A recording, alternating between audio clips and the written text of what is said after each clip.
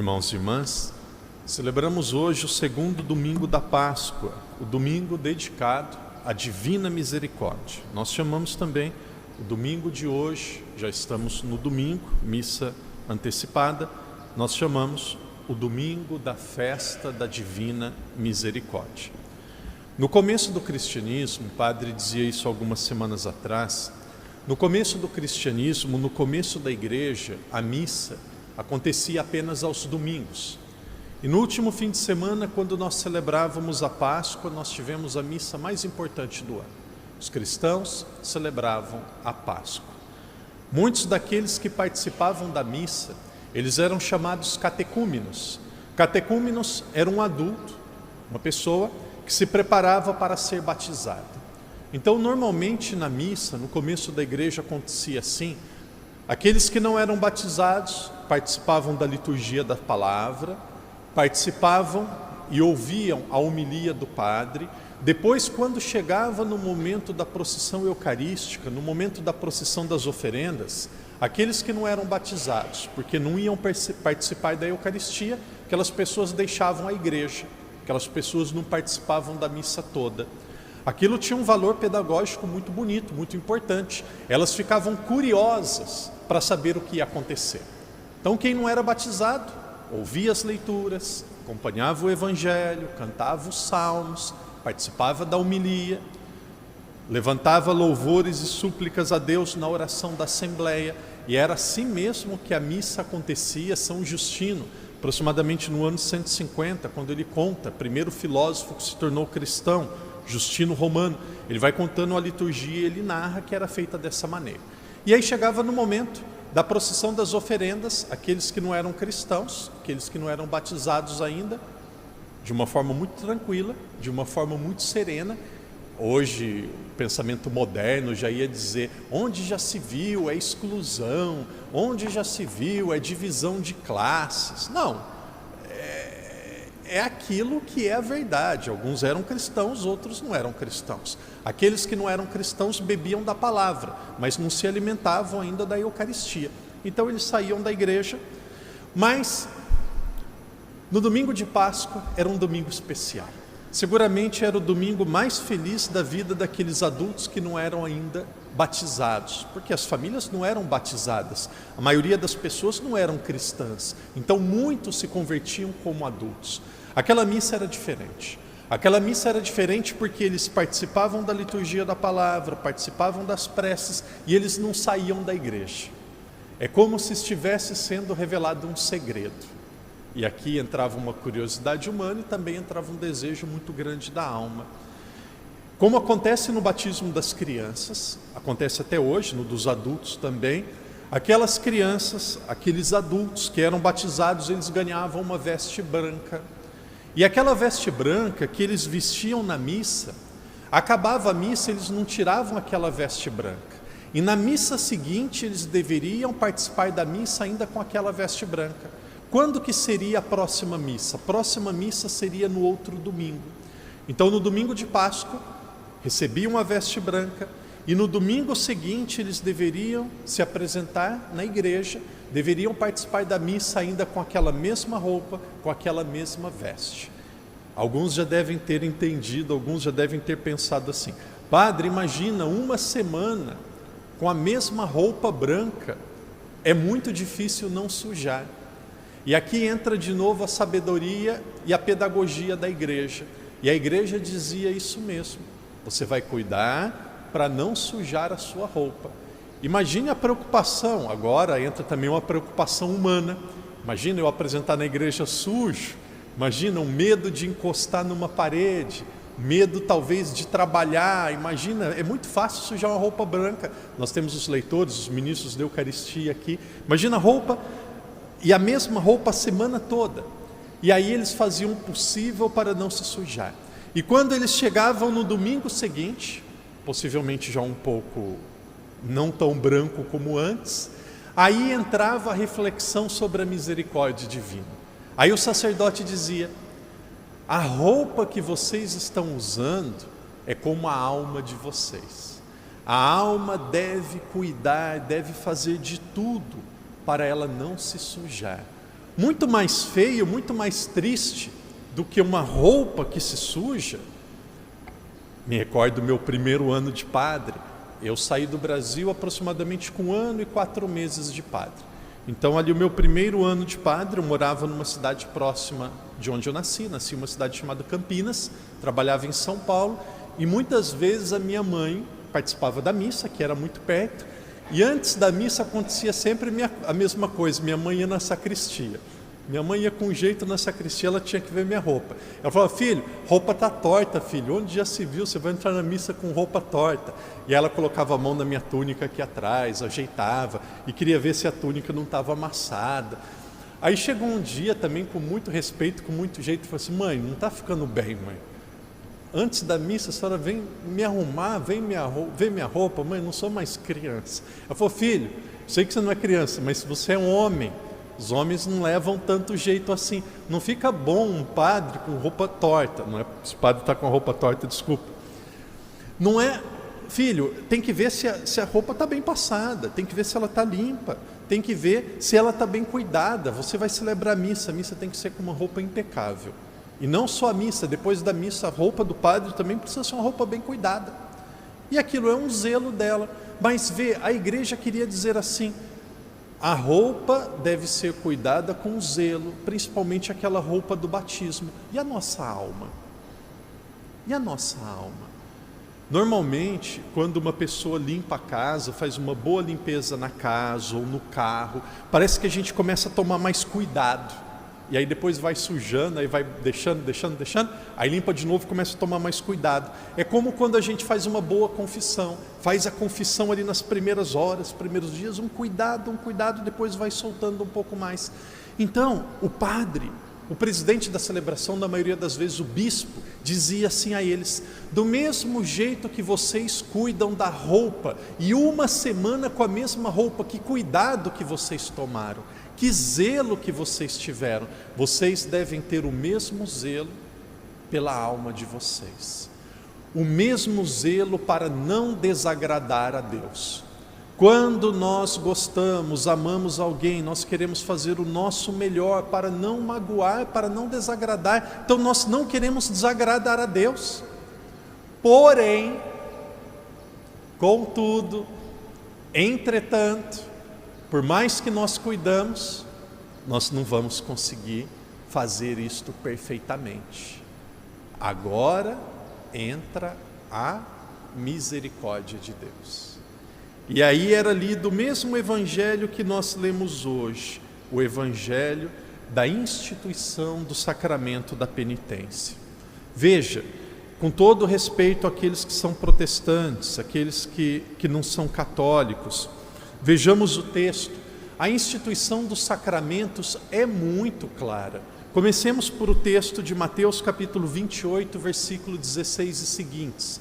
Jesus, depois da sua ressurreição, são as últimas palavras no Evangelho de São Mateus. Jesus, depois da sua ressurreição, para os apóstolos, não para a multidão, para os apóstolos, ele disse assim: ide a todas as nações, pregai o Evangelho e batizai as pessoas, em nome do Pai, do Filho e do Espírito Santo. O que Jesus estava fazendo com aquelas palavras? Ele estava instituindo o sacramento do batismo. Claro, claríssimo. Ide. Claro, gente, a igreja precisa dialogar. Mas a primeira missão da igreja não é dialogar, é ensinar. É ensinar. A igreja ela não vai barganhar com o mundo. Ah, nós facilitamos aqui, então vocês se tornam católicos, olha, nós aceitamos isso. Não, a verdade foi revelada, a missão da igreja é proteger o depósito da fé, que é a verdade, e anunciá-lo de forma incorrupta, perfeito, integral. As pessoas têm o direito de conhecer toda a verdade. Então foi isso que Jesus disse. É de uma sabedoria, é de uma solidez enorme. Pregai a boa nova, pregai, ensinai, a dialogai, a mesclai, nada disso. Pregai, pregai. Nós temos que ter um maquinista para puxar o trem ou o comboio. e o maquinista é Jesus. Esse trem do mundo está desgovernado porque todo mundo quer dar palpite, todo mundo quer dar ordem, cada um quer fazer do seu jeito. O que resulta tudo isso? Resulta o caos. Então Jesus diz, esse é o caminho. As últimas palavras antes dele subir aos céus, depois já da ressurreição: ide, pregai a boa nova e batizai em todas as nações, em nome do Pai, do Filho e do Espírito Santo.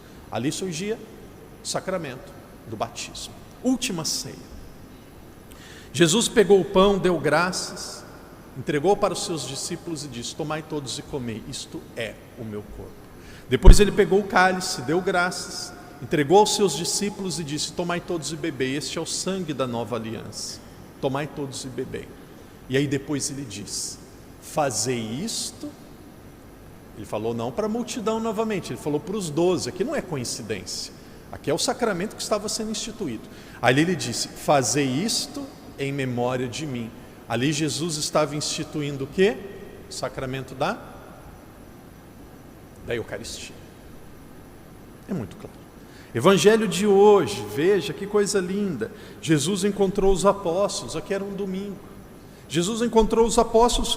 Qual que era sempre a saudação? Por exemplo, a saudação normal entre nós: bom dia, boa tarde, boa noite, olá, tudo bem? Essa é a saudação normal. Como que Jesus saudava as pessoas naquela época? Qual que era a saudação normal? A paz esteja convosco. Depois da ressurreição, isso era como se fosse a chave, era como se fosse o modo de Jesus mostrar que era ele, era um código, como se fosse um código. Jesus encontrava os apóstolos, depois da ressurreição ele dizia: a paz esteja convosco.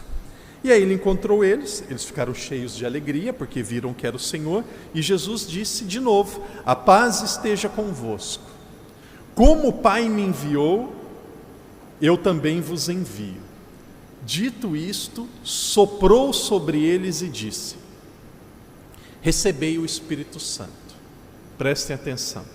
Aqueles a quem perdoardes os pecados, ser-lhes-ão perdoados. E aqueles a quem os retiveres, serão retidos. O que Jesus estava fazendo aqui? Estava instituindo o sacramento da confissão, da penitência. É muito claro. É muito claro. O sacramento ele institui aos 12. E através da sucessão apostólica, esses sacramentos eles alcançam e perpassam toda a história e chegam a cada um de nós. São os sacramentos, são as fontes da salvação de Deus. Aconteceu algo que um dos 12, nós já tínhamos Judas, que tinha tirado a sua vida, mas um dos 12 não estavam presentes. Um dos 12 não estava presente. Quem que não estava presente nesse dia que Jesus apareceu? Tomé. Tomé não estava presente. E aí os apóstolos conversaram entre eles: nós vimos o Senhor. E aí Tomé: não, eu não acredito. Eu só vou acreditar se eu colocar o dedo. Só vou acreditar se eu ver as feridas. Só vou acreditar se eu ver, se eu tocar. Aqui entra uma pergunta: por que, vamos pensar bem pensado para a gente não errar e entender bem, por que Tomé não viu o ressuscitado? Porque ele não estava com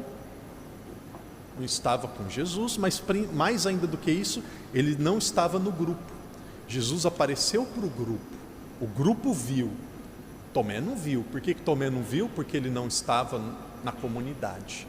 Aqui, irmão, aqui, irmã, a nossa comunidade aqui é perfeita? Não. Às vezes tem gente que já alcançou, não é ironia o que eu vou dizer, é verdade. Tem gente que já está num estado de santidade, de graça enorme, que nunca vai ter preguiça, gosta de estar na missa em tudo, mas às vezes pode ser que dá preguiça, às vezes pode ser que não é tão saboroso, não é tão bom, pode ser que aconteça, às vezes, mas de novo tem que ir. O que Jesus ensina com essa lição de Tomé? Tomé não viu o Senhor porque ele não estava na comunidade. O lugar de nos encontrarmos com Jesus ressuscitado, o lugar de ver o Senhor, o lugar de fazer a experiência com o Senhor é na comunidade.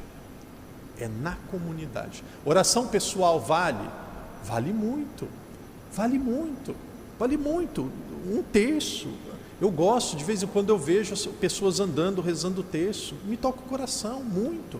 Então, oração pessoal vale muito, mas a oração que mais agrada a Deus é a missa, é a oração em comunidade. Por isso que ele não viu o ressuscitado.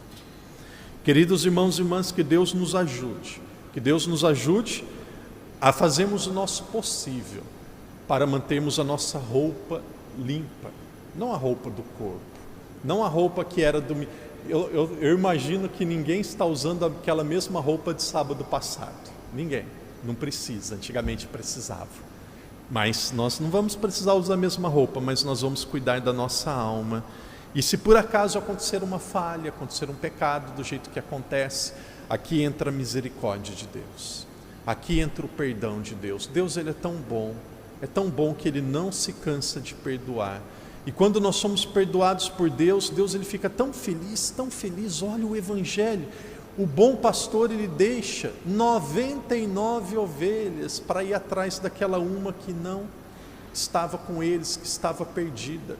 Uma das coisas, o padre vai caminhando para o encerramento da homilia, uma das coisas que é mais características em Deus, que é mais características em Jesus, aqui muitas pessoas às vezes não percebem isso, é a festa.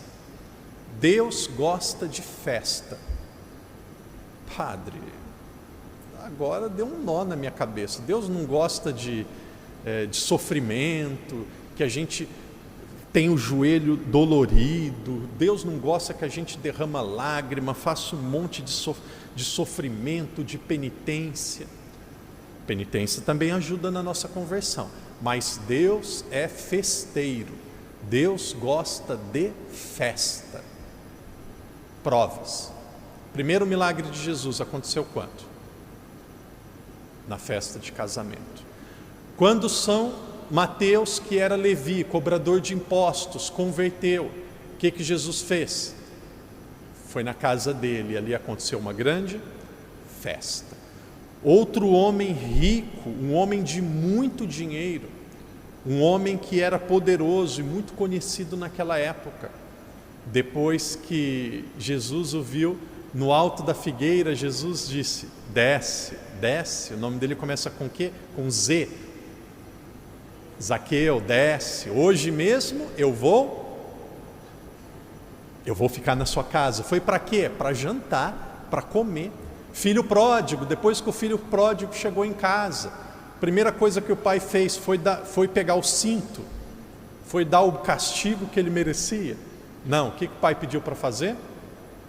Festa. Deus é alegre, Deus é sorridente, Deus às vezes ele é brincalhão. Brincalhão não no sentido negativo da palavra. Deus ele vê a gente sofrendo, ele vai dizer: um dia esse malandro, essa malandra ainda vai me agradecer, porque é através desta dificuldade que ele vai acordar e vai se salvar. Deus às vezes ele permite que a gente tenha uma dificuldade, um sofrimento para a gente se salvar. Então o padre encerra dizendo assim: nunca duvide da misericórdia de Deus. Aqui entra o maior pecado de Judas. Maior pecado de Judas, não acreditou na misericórdia, acreditou que o pecado dele era maior do que o perdão de Deus. Aqui entra o grande pecado de Tomé, não estava na comunidade, queria viver a fé sozinho. Queridos irmãos e irmãs, que Jesus nos ajude com um evangelho tão lindo, tão rico.